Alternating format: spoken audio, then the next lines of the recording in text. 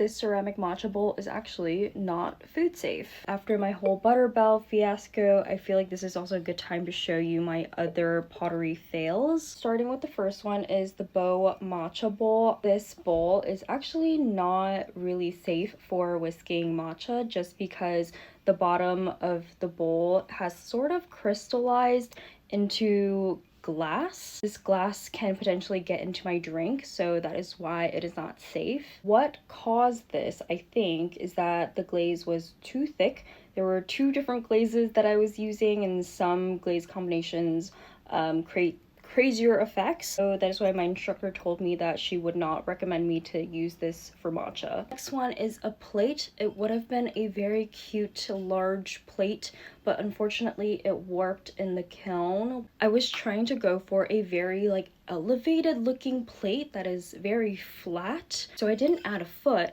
but I didn't know that if there is no foot and you fire it at a very high temperature like cone 10, it will actually warp. Very bummed about this one because there's no like backup function that I can use for this. At least for the matcha bowl, I can use this as a planter, I can use this to water my plants, but I literally can't do anything with this, and this was the most expensive. This plate was $9.70 to fire in the kiln. Last item, I'm gonna give a trigger warning to anyone that have that holes phobia. Trypophobia? I don't know. I have it, but it doesn't bother me with this plate because I've seen it so many times already. This is a bubble plate. It's my first ever bubble plate, and I decided to glaze it this pistachio color. It's more meant for cone 6.